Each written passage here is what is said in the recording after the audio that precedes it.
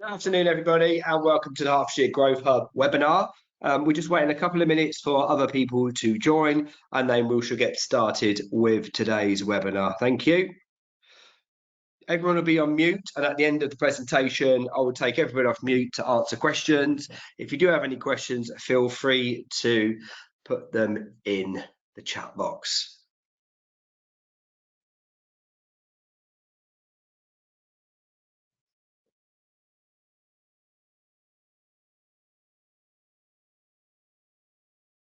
Just a couple of more minutes to wait for people to come in, and then we shall get going. Thank you.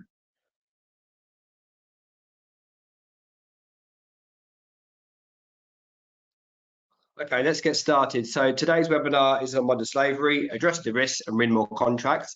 We have Dami Amoli from the Shiva Foundation, and we have Sue Lee from Visit Hearts that are going to be your presenters today. I'm just going to run through a couple of slides around the growth about what we do and who we are, if you haven't heard already. We're led and delivered on parts of the Hertfordshire Local Enterprise Partnership. We're one of 37 growth hubs across the UK, and we're delivered by a consortium of partners led by business support specialist Exemplas, with the University of Hertfordshire, Hertfordshire Chamber of Commerce, and Visit Hearts.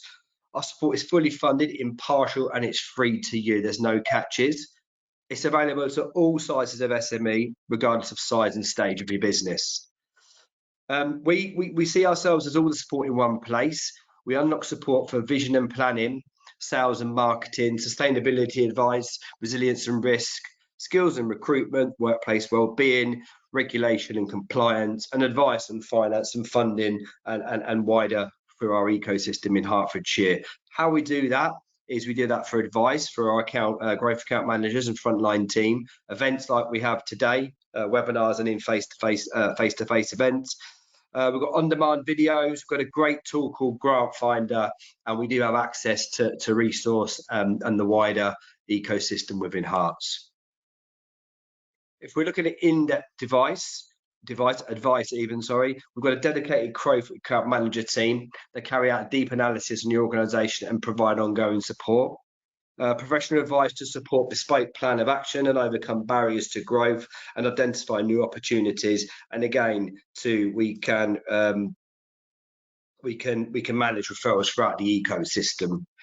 For those who want to get in touch, we've got a phone number, we've got our email, and we've got a website on the screen. We will be sending out slides and recordings from the event after today. So please feel free to reach out and get in touch with us. I'm now going to unshare my screen and hand over to Dami from the Shiva Foundation that will give you the presentation. So give me 2 seconds. There you go, Dami, over to you. Hi, hopefully everyone can see my screen and hear me. Is that okay? Perfect. Okay, great. So my name is Dami, and I'm the Senior Program Manager at Shiva Foundation.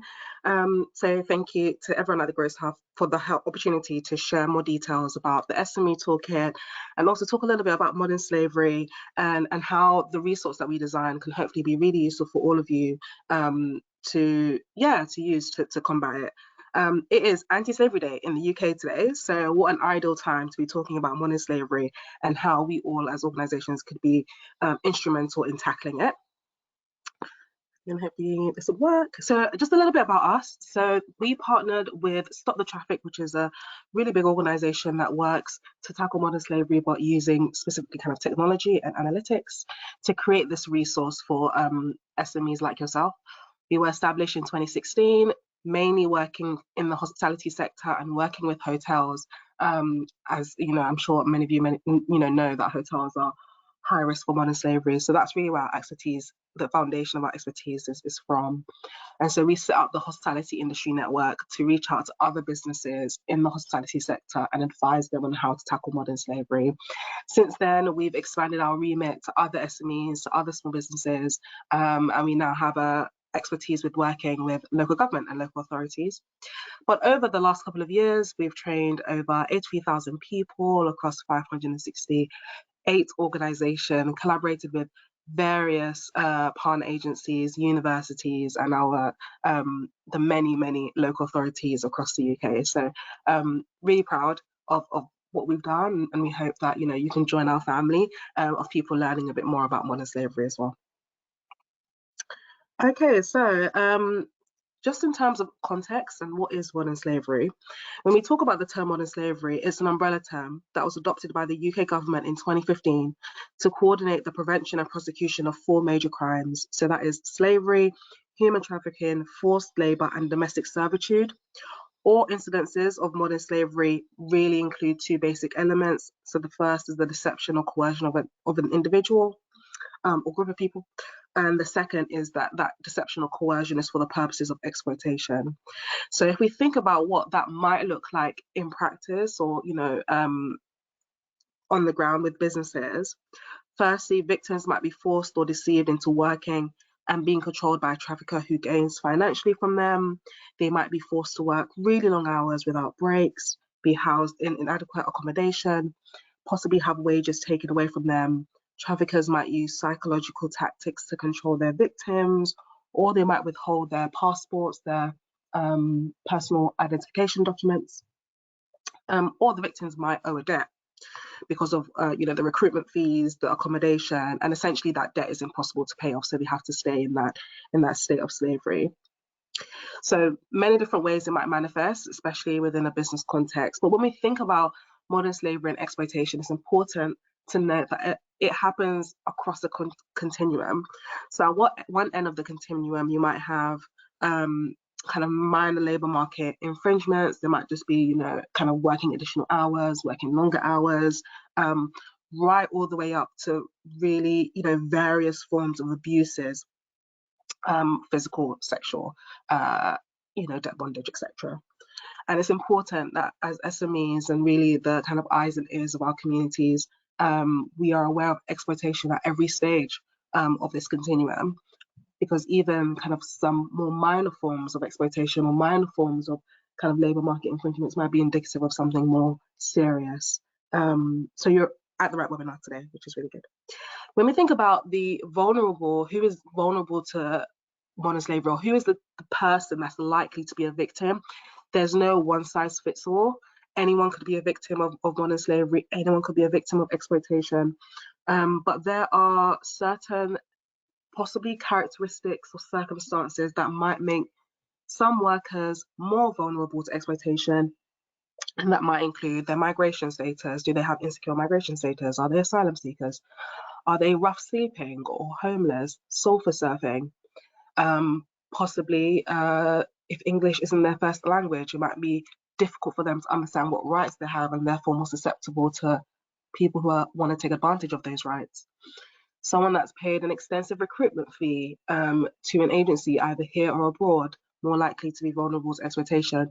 And also those who are more isolated or more vulnerable, generally because they lack a social network. So there are certain instances that might make someone more vulnerable to exploitation. So talking a little bit about the scale of modern slavery in the UK. Last year, by the end of last year, there were 16,938 potential victims of modern slavery, and they are referred to the NRM, which stands for the National Referral Mechanism. The National Referral Mechanism is a framework, the UK's framework for identifying victims of modern slavery and providing them with ongoing support. So the people that came to this, that were identified and referred into this mechanism is just under 17,000. Well, research has shown that, there are potentially over 100,000 victims of modern slavery, and even some research recently suggested up to 130,000 victims of modern slavery. So if we're thinking about the scale of the issue, really those being identified is only the tip of the iceberg. We are looking at, thousands and thousands and thousands of more victims of modern slavery that are not even, encountering any type of support services. So of those 16,938 victims, 25% of them were UK nationals, 41% of them experienced labour exploitation, so really important for SMEs to be aware that almost half of those victims, or 40% specifically, were, exploited, were kind of experienced labour exploitation. 14% experienced sexual exploitation, And just to say that there are an estimated 2 million workers in the UK who are currently in the vulnerable employment. Now, when we think about what vulnerable employment is, we might think about it as a form of work where there is less formal work arrangements. For example, there might not be the presence of a contract, or perhaps they lack decent working conditions. Maybe they are unlikely to have a voice, so they might not be able to access certain unions that can speak for them. They might have inadequate earnings, difficult conditions of work, those kind of things that kind of undermine fundamental worker rights. Okay, so I just want to talk a little bit about, does it really happen in Hertfordshire though? Does it really happen in Hertfordshire? Isn't it somewhere in some obscure part of the UK? And the answer is no, because in 2018, one of Europe's most wanted men is arrested leaving a Watford gym for running a sex trafficking ring. So cases are a lot more common than we think and a lot closer to home than we think. And in Hertfordshire, like I said, there are many manifestations of modern slavery. The most common in Hertfordshire are labour exploitation up top. Then you have criminal exploitation, sexual exploitation, and domestic servitude. Last year, the police in Hertfordshire had also seen modern slavery cases jump 25% in comparison to previous years. So it's on everyone's radar that it's increasing and directly applicable and definitely happening in Hertfordshire. So while we're speaking about modern slavery, obviously it's Anti-Slavery Day today in the UK, which is more really important reason to talk about it. But also, why are we talking about it to SMEs, to small and medium-sized enterprises? Shouldn't this be a responsibility for huge corporations who have the budgets to be able to tackle it? So I think there's a temptation to think that modern slavery doesn't have, either doesn't happen here, or even if it does happen here, we don't have enough resource or time to focus on that. We are focusing on sales and marketing and staying afloat. Well, I just want to say that running your business and funding your business and getting more sales and all of that stuff and tackling modern slavery doesn't have to be incompatible. You can do both at the same time. And so before I talk a little bit about the opportunities that are available in tackling both of these things at the same time, I do want to talk about the risk if you ignore it. So modern slavery can occur on your site without you even knowing it. So that in an office premises, on a kind of residential premises, on literally any and everywhere. And you as a business owner can end up being involved in criminal a criminal investigation if it's found that modern slavery is occurring on your site, even without your knowledge. And that happened in the Warwickshire case study. That's exactly what happened to this farmer on the right-hand side of the screen. He spoke about regret after discovering modern slavery, or modern slaves were given work on his premises. And in this case study, the director of Sandwell's Farms, which is based in Stratford-upon-Avon and Warwickshire, said that 2 victims were employed through a licensed recruitment agency. So they had workers on their site that they got through a recruitment agency. And after further investigation, it was found that these 2 individuals, one of which was on the site for a day and the other on the site for over a week, had been part of the biggest slavery network in the UK at the time. And the director said that, because they had invested in their staff and invested in the training of their staff to spot the signs of abuse, victims were encouraged to come forward. Because of that, they were able to pick up on it quite early on. So it's vital that businesses can, spot these signs, safeguard both victims and their business operations from exploitation, especially when you're working with a recruitment agency. But if your business is found to be involved in such cases, it can have serious consequences, not only for your reputation, but ultimately your bottom line.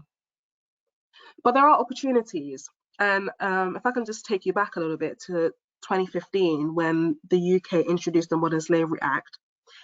According to Section 54, SMEs, it doesn't really directly apply to SMEs. So SMEs are not legally required to produce a modern slavery statement according to the Modern Slavery Act. but larger businesses are. So larger businesses that you might be supplying to, including public sector organizations that you might be supplying to, are required to publish a modern slavery statement. And in that modern slavery statement, they need to demonstrate what they are doing within their supply chain. So what essentially are their suppliers doing to ensure that modern slavery isn't present. So yeah, the UK government is requiring it, larger businesses are requiring it, there's an extension to public sector bodies that are requiring, a transparency in supply chains statement. And if you're a supplier wanting to supply to larger organizations, wanting to supply to public sector bodies, larger public sector bodies, it's within your interest to demonstrate that you either can voluntarily produce a modern slavery statement, or you can demonstrate that you're interested also in tackling this crime. Cool. So I'm going to talk a little bit about the resource now. The SME Toolkit that we created is freely available for everyone to download, view on our website. So please do take a look. It's been created with SMEs in mind. It brings together current best practice, and it considers your capacity or limited capacity. It understands that SMEs, won't have big CSR teams, big ESG teams to manage modern slavery. So it's written specifically for you. In the toolkit, we've created a table of high-risk industries and considerations that might increase risk to your workforce. So this will help you understand how high a risk your business faces. All businesses will have some kind of risk. So this table helps you kind of identify where that risk is. There's also a section on how to mitigate that risk for both the workers that are directly employed by you, but also agency staff as well. There's also an important section on reporting concerns. So if you have come across some indicators of modern slavery on site, where do you go? There's a whole section on that. And then there's also a section on working with your supply chain. So the suppliers that supply to you, how can you work with them to ensure that they're also tackling modern slavery too? So it's quite an extensive resource, and I really encourage you to take your time to review it. So I did want to share one of the sections in the report that highlights specifically higher risk sectors for modern slavery. And so if you're a business that's operating in any one of these sectors, chances are, that you might be encountering some kind of modern slavery, whether those are kind of with similar businesses also in that sector, or with workers that you might get from a recruitment agency for your businesses. You're more likely to encounter exploitation and modern slavery if you operate in one of these sectors.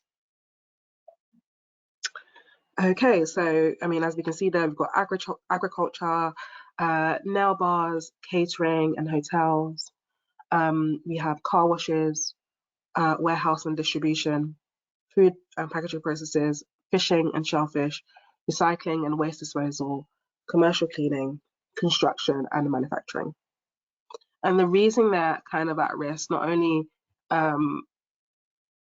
because these sectors are kind of, research has shown us that they are of high risk, but because of the nature of the workforce, a lot of the workforces are quite transient in these communities. So if you think about the hotel sector, you're more likely to have a revolving door of staff that come in and out, kind of similar to fishing and shellfish, similar to construction and manufacturing, and also the high presence of recruitment agencies in these sectors as well. So the nature of the workforce also makes them more risky. Okay, so say you do operate in one of these sectors and you want to know how you can, make it a little bit less risky for you. What should you do? When we think about how to keep workers safe from modern slavery, there are certain practices that should be done, whether you are directly recruiting your workers or you're going through a recruitment agency. So the first is to inform workers of their rights, and you can do that by ensuring every worker has a contract in their native language or in a language that they understand, which includes key information on their working hours, their pay, their overtime rates, any deductions. If you're working with any recruitment agencies or labour suppliers, you might regularly review your terms of engagement with them to ensure that they are also providing that to the people that they contract. You're raising awareness with workers by using posters that outline their rights in the workplace. You might inform them of their rights to join a union and voice their concerns via that route as well. Secondly, we would hope you would encourage reporting. So you might set up reporting mechanisms and make them known to all of the workers. It's important to have kind of grievance and whistleblowing channels set up, ready to go.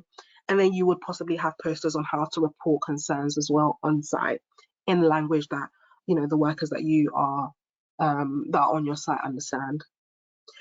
Thirdly, you might conduct checks. These include internal checks. So for example, with payroll, you might ensure that workers are being paid directly rather than unknowingly paying into someone else's bank account, or kind of unknowingly paying below minimum wage once deductions have been taken. You might check pay slips, which are a good way of seeing, again, if there are any unapproved deductions happening, or to make sure that relevant taxes are being paid. You can also do checks with workers directly themselves to understand how they're being treated. That might be via worker interviews, especially if they're working with a labour provider. You might directly interview the worker on site to just ensure that everything is okay. And then also you might talk to the worker to ensure that they didn't pay a recruitment fee, nor the identity documents have been withheld, etc., to make sure that they are in possession of those really critical visa documents or identification documents. And lastly, you might review licenses. There are certain sectors which require a license to operate a recruitment service. So you might check to ensure that those licenses are valid and they're not operating outside of the terms of that license.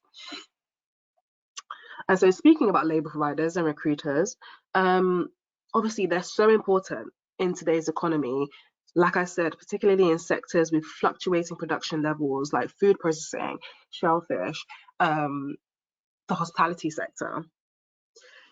They're important. They provide businesses with a cost-effective way for maintaining their capacity to ensure that they're still able to run. Unfortunately, obviously, in this kind of area, labour providers also increase the risk of exploitation because, it kind of blurs oversight, as you can imagine. If you're directly employing someone, there's direct accountability for that, for worker welfare, for labour rights, because you're directly employing them. If they're going through a labour provider, there's less kind of not that there's less accountability, but it blurs the lines of accountability and blurs oversight, especially if you have a labour provider who subcontracts to another labour provider who subcontracts to another labour provider. It's difficult then to find where the line of responsibility sits. So there are simple practical steps that you can take to reduce the risk of modern slavery whilst using labour providers in your business. Firstly, your labour provider really should uphold the same working standards as your company. So making sure that agency workers are treated in the same way that you would treat your own workers.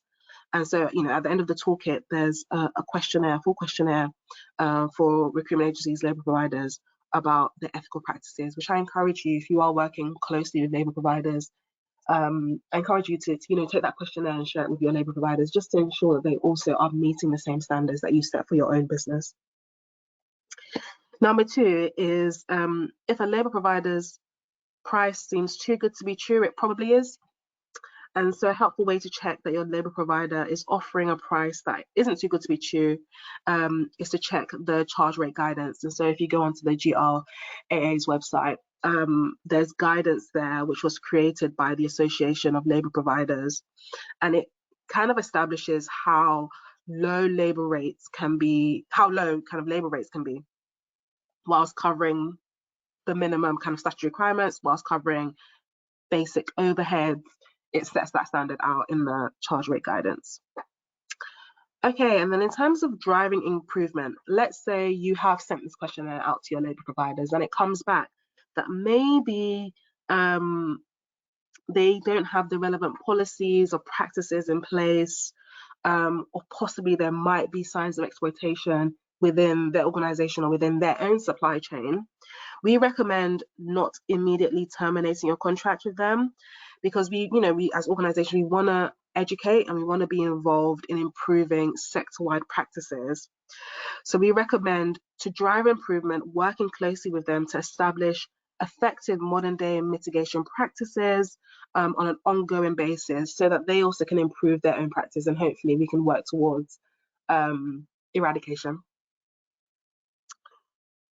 And then just to think a little bit about licenses as well, before even engaging with a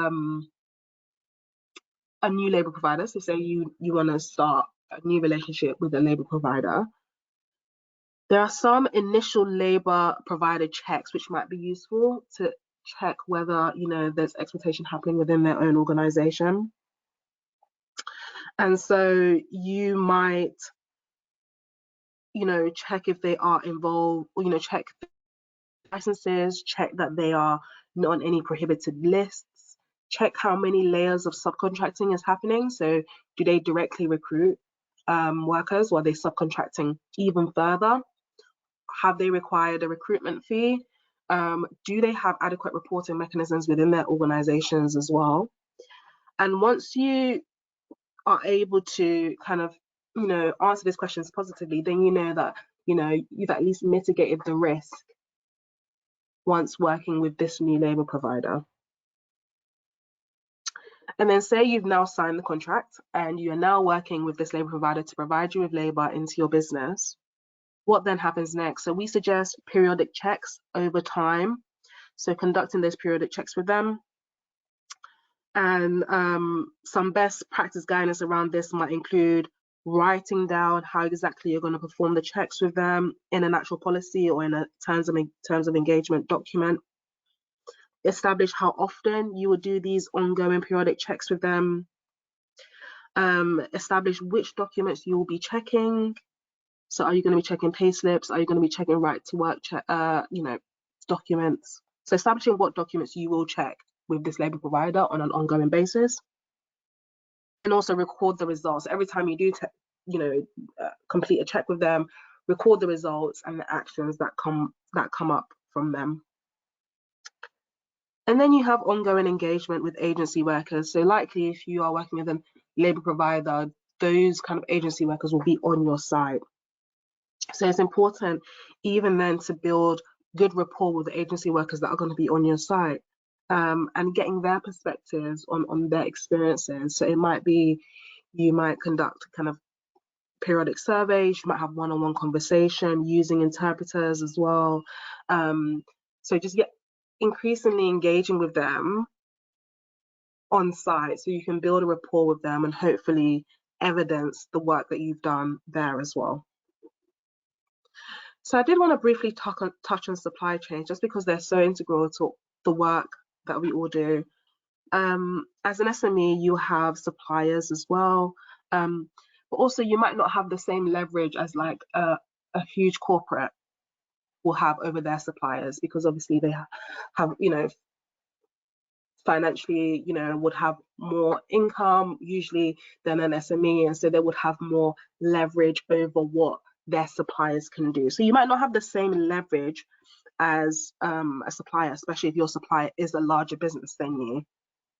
But there are a few things you can do to manage the risks in your supply chain. So first, it's really important to manage your supplier data. So it's important to know who exactly your suppliers are, what industries they are in, are those industries high risk or low risk, and how much you spend with them. Step 2, we will say, is prioritize your engagement. So commonly SMEs have service providers who send staff to your site. So they might be cleaners or security personnel, etc. So we recommend prioritizing those agency workers who are on your site. So those who are close to home. And if modern slavery affects your business, most likely that it will happen first on site. Therefore, we suggest paying particular attention to those that are close to home, so those that are on your site first. So prioritize your engagement with them. And then lastly, again, we just want to re-emphasize that your instinct is really important. If it's too good to be true, it probably is, and a reason to investigate further. Okay, so spotting, signs, and reporting. So how do we know that modern slavery is happening on a site? There are a few generic indicators of behavior amongst the people on your site that you might be able to observe. So firstly is isolation and control. So are there individuals who are isolated from everybody else? Does their movement seem to be controlled by someone else in the group, or someone that's not even on the site? So is there kind of a lack of a freedom of movement?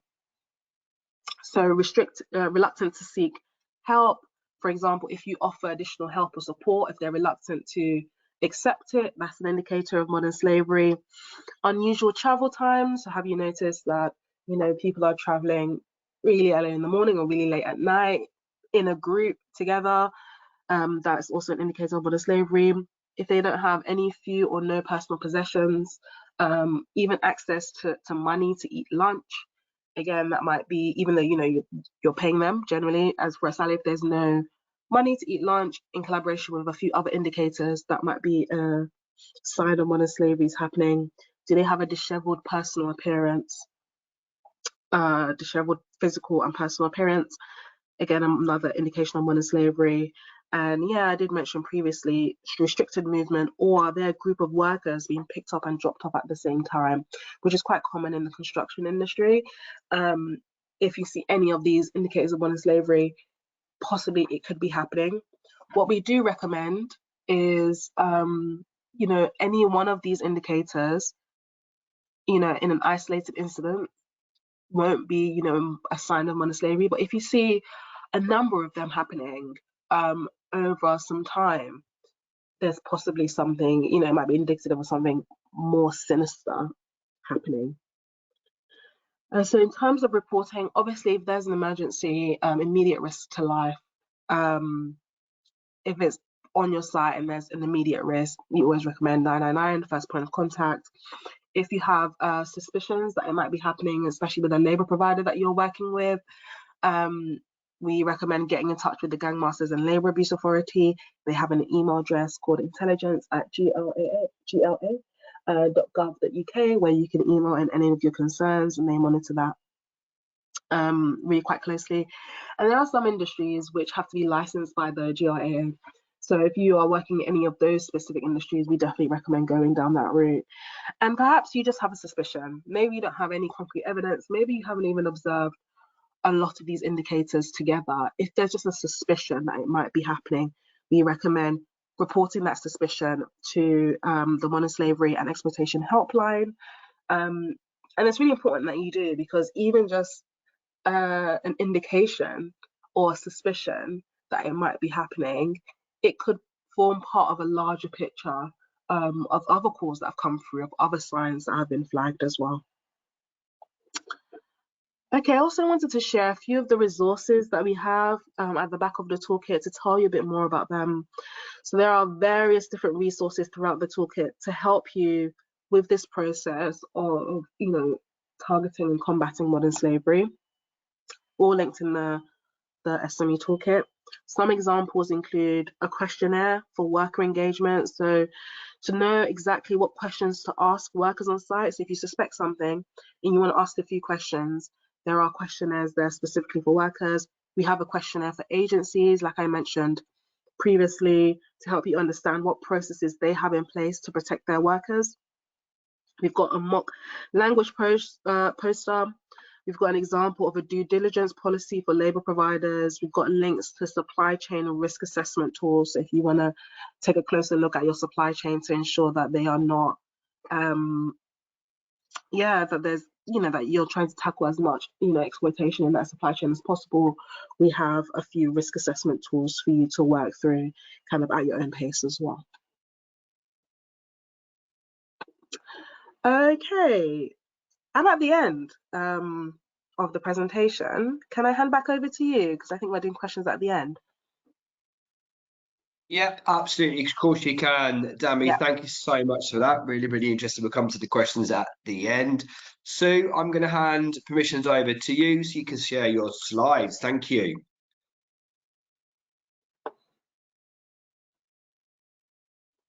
Excellent.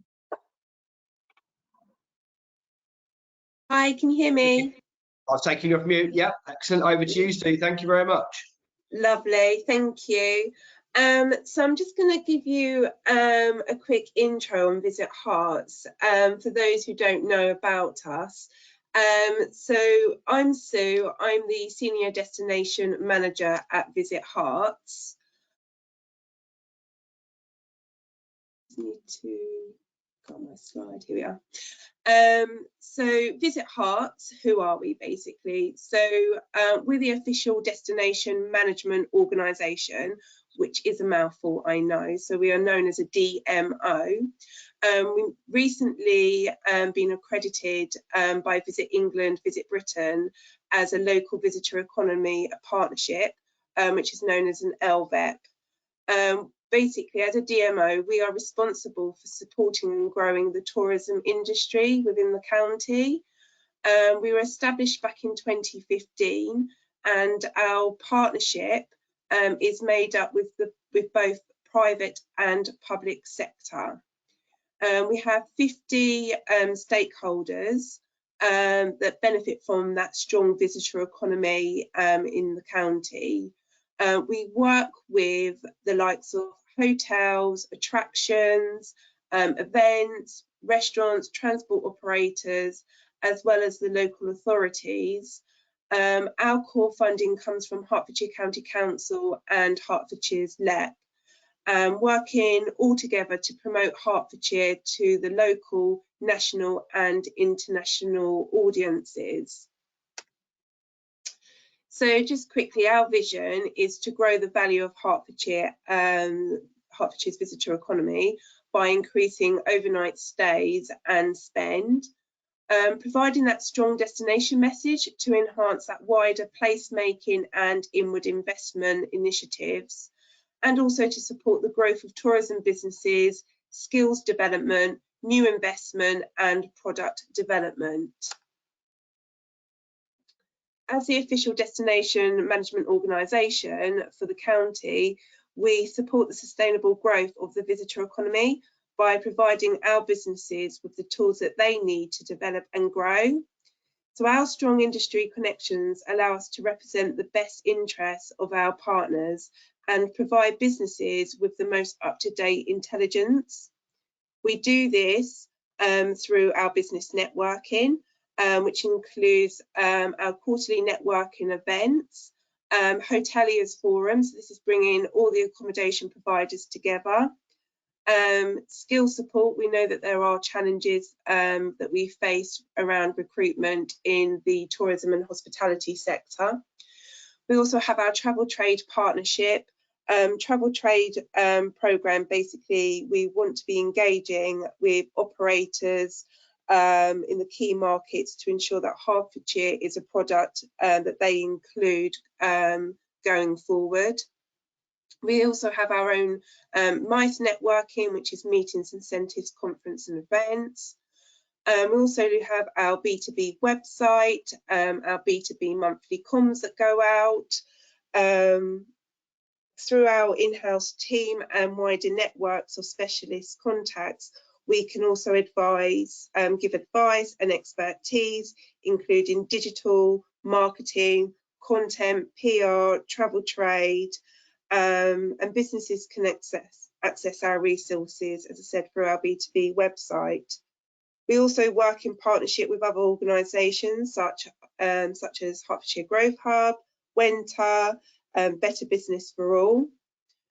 We also have our research team that provides our businesses with sector-specific research to help businesses to understand the market trends, benchmark their performances.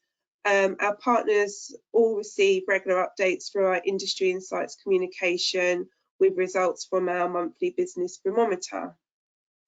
For businesses, we want to help develop and grow.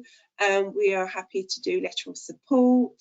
We do a lot of lobbying. Our C of E She sits on the Tourism Alliance Board and the TIER Group, which is the Tourism Industry Emergency Response Group that feeds into central government. Onto our marketing and activity.